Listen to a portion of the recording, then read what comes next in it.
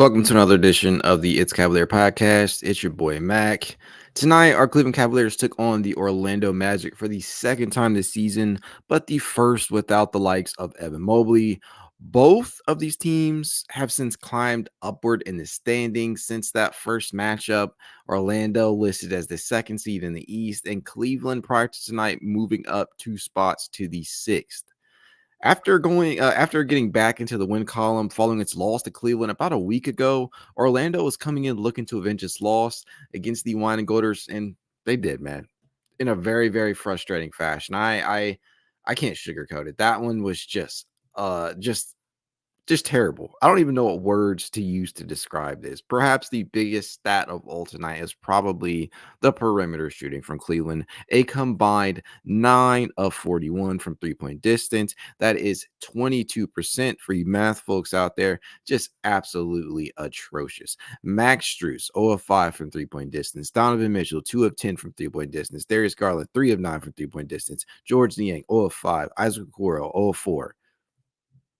Jeez Louise, you're not going to win many games when your team is just shooting that poorly. It's a miracle that this game was only lost by 10 points. They held Orlando for what it's worth. It's not like Orlando shot terribly well from three-point distance themselves. They were just 7 of 26, including 27% from three-point distance all together.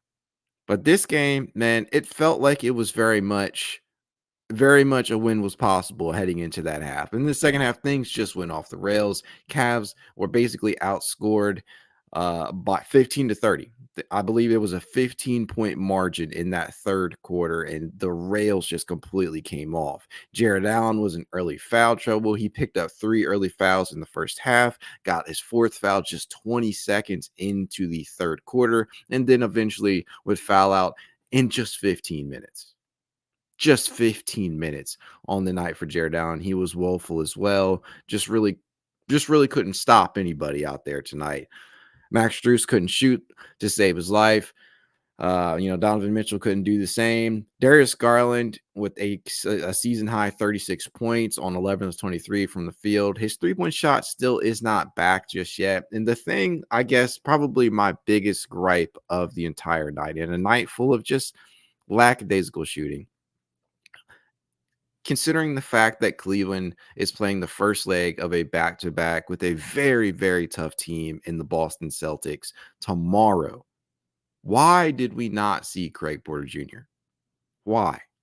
You guys know how big of a believer I've typically been in JB Bickerstaff, but this is confounding to me. This is confounding. I don't get it. DG played 39 minutes on the first leg of a back-to-back. Is this JB's way of signaling that we're going to get a crazy amount of Craig Porter Jr. minutes tonight? And mind you, this is given the fact that we don't have Karis LeVert. We did not have Evan Mobley. That played a huge difference in this matchup. I don't know. It honestly, it's infuriating. It really is infuriating to see this kid put in so much work and excel when he's out there and just not play minutes in a game that he probably should have gotten some run in. And I know I posted the stats the other day. When Craig Porter Jr. plays at least 10 minutes, he gives you pretty solid production. When Craig Porter Jr. plays at least 10 minutes, he's giving you 11.8 points, 2.6 boards, 3.8 assists, 1.1 steals, and he's shooting 55.2% from the field. I don't fucking get it. Literally, I do not get it. As Lord Luke says down here, it's sick. CBJ deserves better. Yes. And so here's the thing to me. Like, I was wondering, I wasn't going to tweet this out during the game because not during the game, but prior to the game, because I already knew the answer.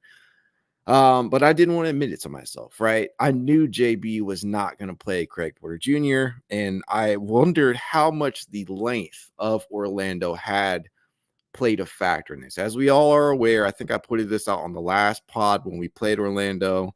Orlando is one of the bigger teams out there. They don't play anybody below 6'5" in their starting unit, and they have 3 6'10" players in their starting five. So I wondered how much of that would be a factor in whether or not they would play a smallish 6'2" Craig Porter Jr. out there. And still, to me, I'm just like, okay, well, guys should not be playing 39 plus minutes on the first leg of a back-to-back. Clearly, you don't have another guy out there that's capable of facilitating the offense on that bench unit with Karis LeVert now out there. So why not turn the ball to Craig Porter Jr.?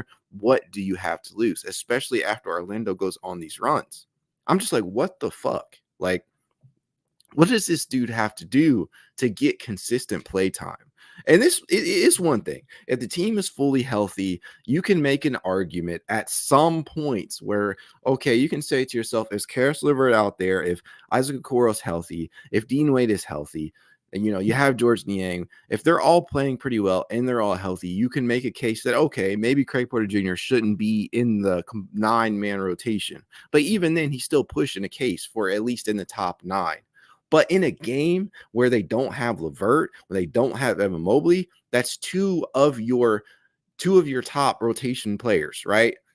When you don't have that, why are you not turning to Craig Porter Jr.? And I get it. There are guys out there who have legitimately, when they're given opportunities, they have played very well. We'll talk about Tristan Thompson here in a little bit, who was absolutely phenomenal tonight. Kind of gave me the sense that it was a win was possible heading in down the stretch in that fourth quarter with some of these offensive rebounds and defensive rebounds out there, and just being able to get the Cavs extra possessions.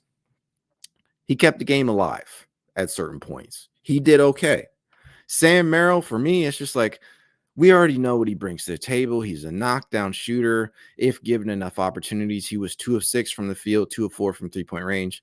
But at the end of the day, like, he played 17 minutes himself. You still could have found a way to get Craig Porter Jr. out there. You could have taken away from Donovan's minutes. You could have taken away from Darius's minutes. You could have even given some of Isaac Okoro's minutes to him. You could have found a way to get Craig Porter Jr. out there. I just don't get it. That is probably, to me, beyond losing this game, that is the most frustrating part. That is the most frustrating part to me. Tom K says down here, Merrill needs a point guard to set him up, play CPJ. I think that's true to a degree, but his 2 made threes tonight came off of screens. It's not necessarily that he can't get his own shot or he can't get open looks, because he's a great off-screen shooter. He can get looks that way, but it does help when he is able to spot up rather than constantly be on the move. But similar to Strus, Merrill is considered a movement shooter. He does pretty well when he's doing that. So it doesn't necessarily need a point guard to orchestrate that part of his game. So I get why he was out there, but still, you could have carved at least 10 minutes of this game and handed them to Craig Porter Jr. And I know I'm harping on this a lot, but this is just frankly bullshit to me. I don't get it. And Tom also says, okay, but a driving point guard could get Merrill easier looks. Yeah, for sure. I don't disagree there.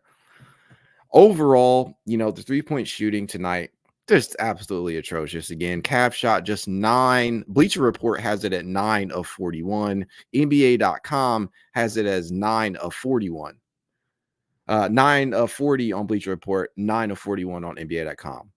But to me, it's just like, bro, you could have figured out a way to get him in there somehow, especially when you don't have Karis out there.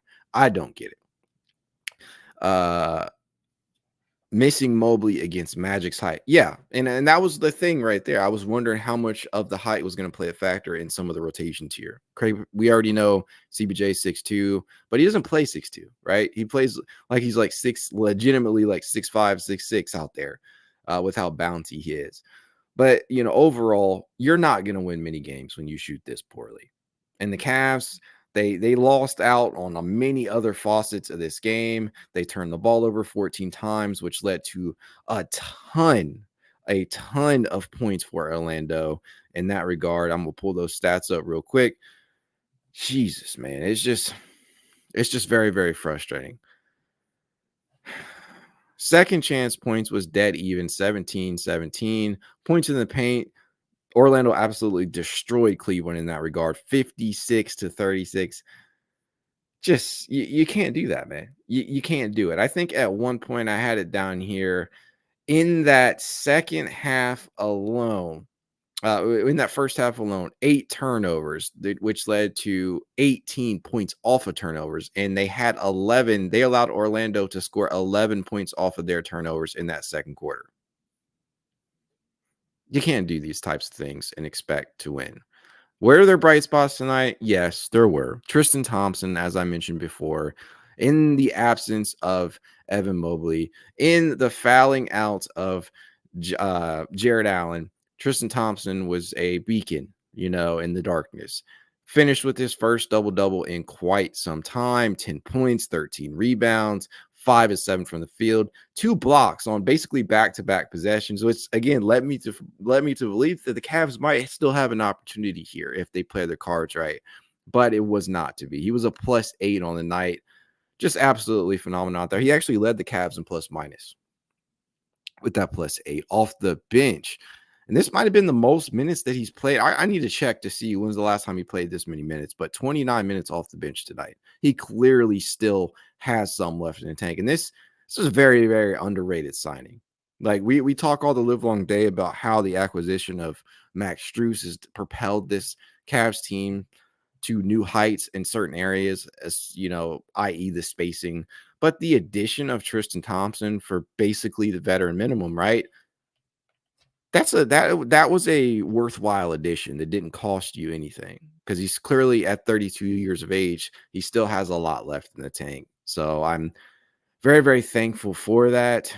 I wonder how much of these minutes tonight factor into his playtime tomorrow. I'm not really certain on anything right now, but one has to think Boston is going to be a tougher matchup for this Cleveland team than Orlando is, no matter the height issues that Orlando gives the Cavs. Boston is by far the better team. So I don't know, man. It's just very, very frustrating indeed. Not a lot of bright spots outside of Thompson and maybe Darius Garland, who did again scored 36 points tonight on 11 to 23 from the night. Went to the foul line 12 different times, or at least rather took 12 free throws, hit 11 of them. I don't know. I'm scratching my head here. I'm trying to figure out what is even worth mentioning tonight for this Cleveland team, where in a night that just often felt like the Cavs didn't have it going. I don't know.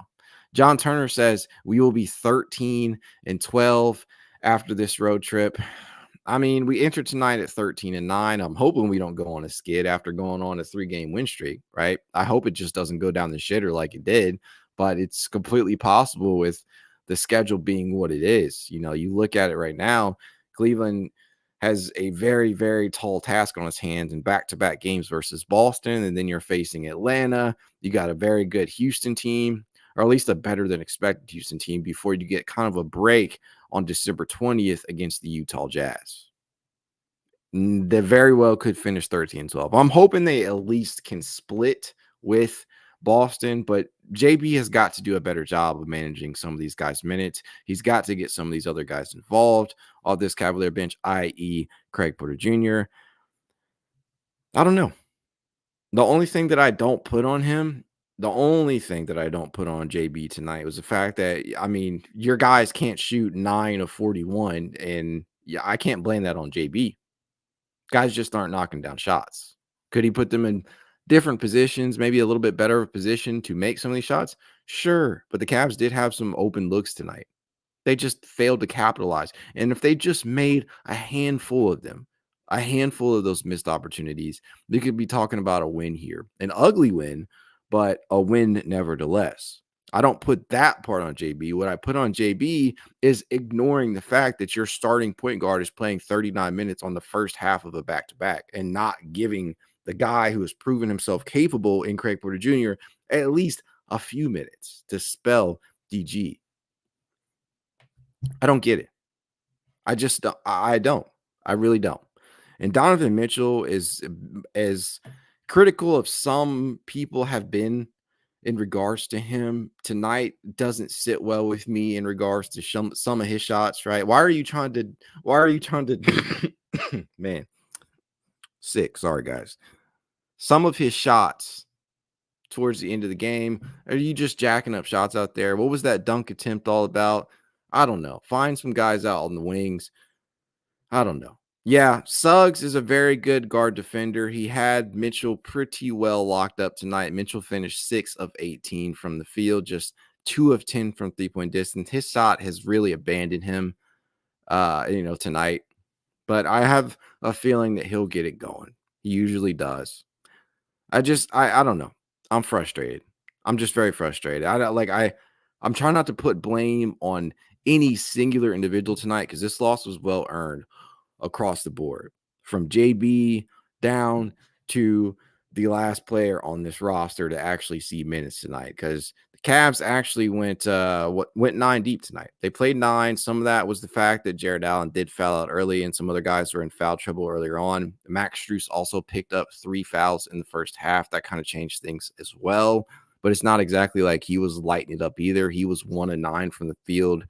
And Max, man, he's typically a guy that can not light it up out there, but rather fill the stat sheet up. And he just didn't do that tonight. This is one of the more pedestrian stat lines that we've had from Strus this season. And just 6 points, 2 boards, 3 assists, 1 of 9 from the field, 1 steal. By far one of the worst stat lines that we've seen.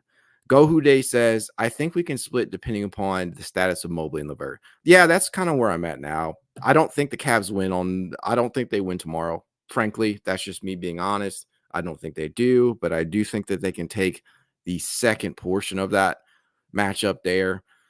It just depends upon health. You're probably going to need at least one of those guys, if not both of them, back in your rotation in order for this to happen. John Turner says Strus is the new Jetty Osman. You never would know which one you'll get. The one thing that I can say about Strus, though, John, is that Strus is usually impacting the game in areas that we just didn't quite see Jetty do. Even if Strus is not shooting the ball particularly well, he will find a way to help the Cavs win, or at least put them in a better position to do so, whether it's rebounding, getting them a few extra possessions, whether it's moving the ball off of DHOs, things of that nature. And he's actually proved to be an underrated defender. And, in retrospect, and when you're kind of looking conversely at Jetty, yeah, he was good for a couple of these games last season and the seasons before that, where he could legitimately surprise you on the defensive end, in addition to his playmaking, as we all remember Point Jetty at certain periods of time during his tenure here, due to injury and things like that.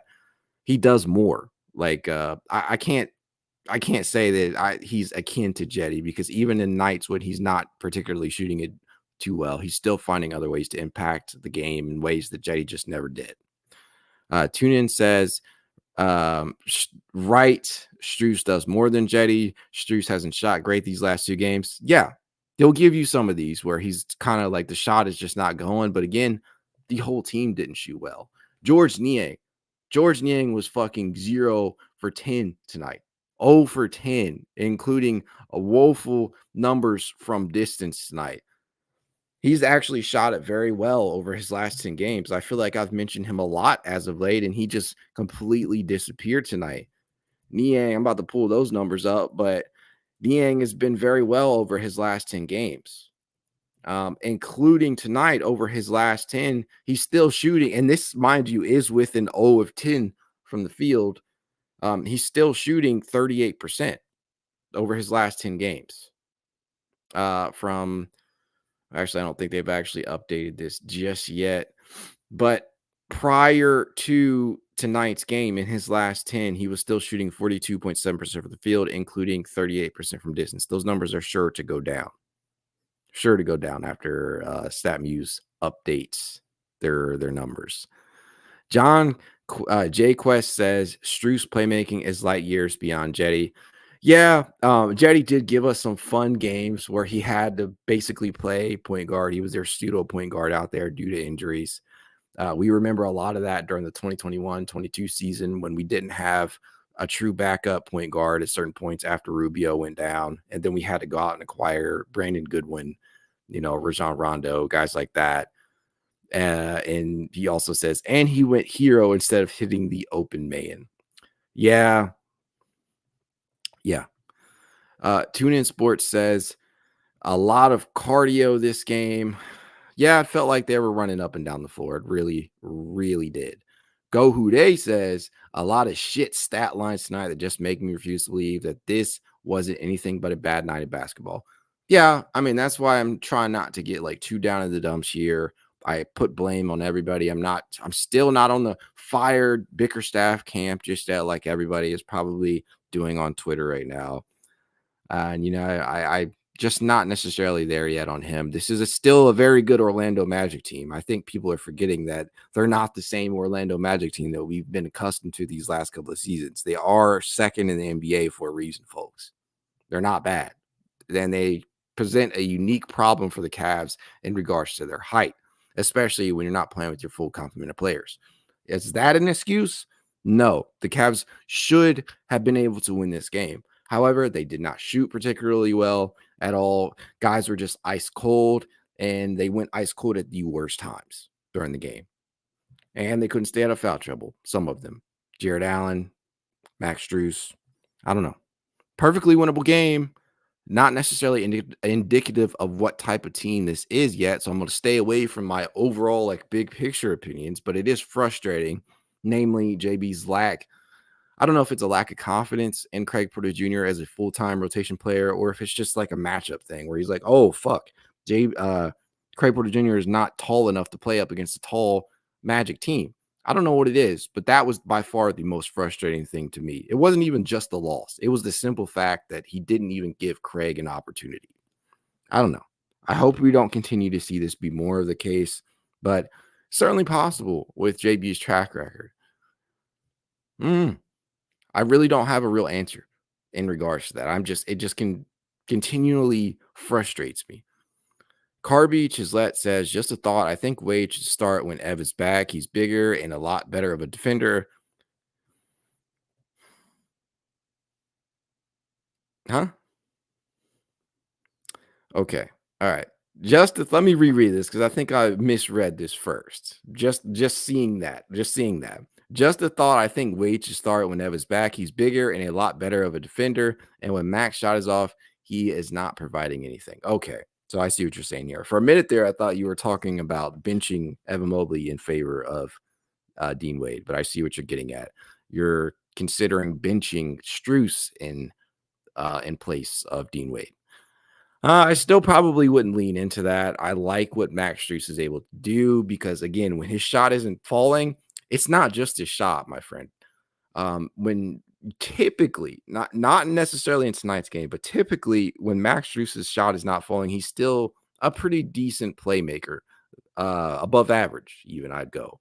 He's still an underrated defender, and he rebounds basketball better than some players his size.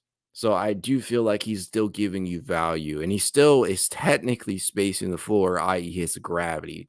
As we all know, it's not just the ability to knock down shots, it's about how much you can generate in regards to the gravity. How much spacing are you actually creating for your backcourt and for your front court, right? I think Max Strus does that at a higher level than many other players on this roster, Dean Wade included. So I wouldn't necessarily make that swap. I like Dean where he's at.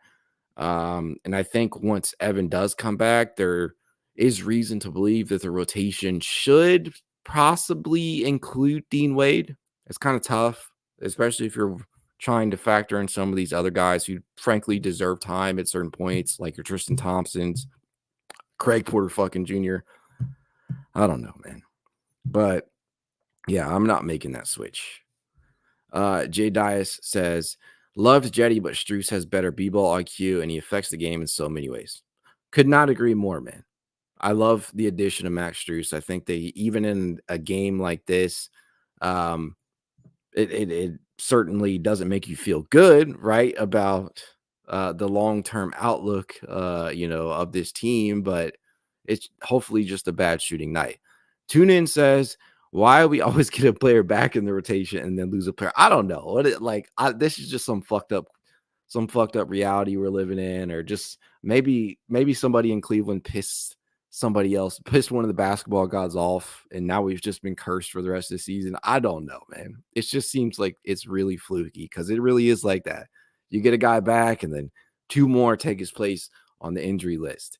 We still haven't seen anything in regards to Ty Jerome. We're probably never going to hear from Ricky Rubio again. Evan Mobley's missing time now. Karis LeVert, his play time has been sporadic as of late because he's been out.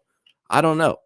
But even with that said, the Cavs still have more than enough to win these games. It's just about putting guys in their proper positions and guys knocking down shots. I truly believe if you put Craig in there tonight, the Cavs probably have a better chance at winning.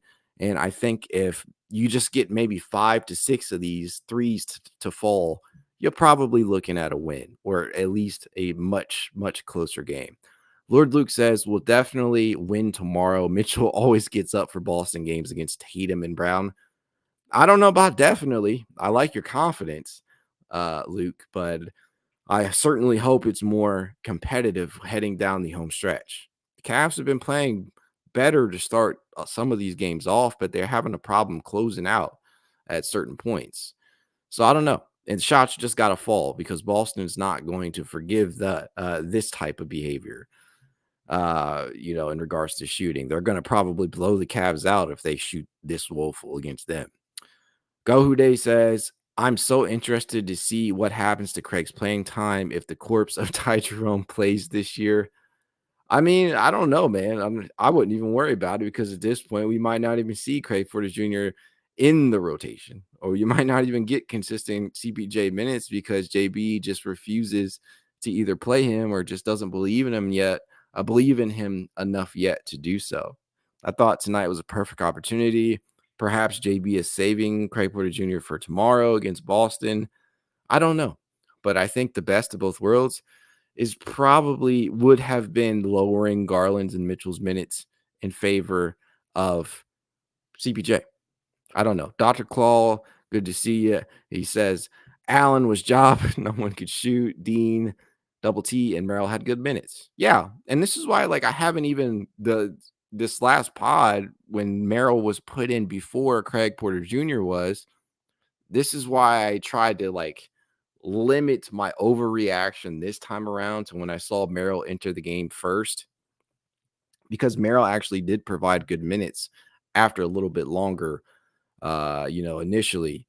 So I tried to halt my feelings in regards to that because I did feel like, hey, maybe we'll still see Craig, but obviously we didn't. But still, with that being the case, Merrill still gave some good minutes. Dr. Claus says Merrill is meant to be a Strus substitution. Yeah, I can see that. The movement shooting, the 2-3 balls that he hit off of screens, he can do that. He can replicate some of the things that Strus does out there. And I get it. Like him and Craig play two entirely different roles, right? You're bringing Craig in to kind of orchestrate your second unit, provide some playmaking off of that bench. You're bringing Merrill in to basically straight up knock down shots in space floor. That's what you're bringing him in there for.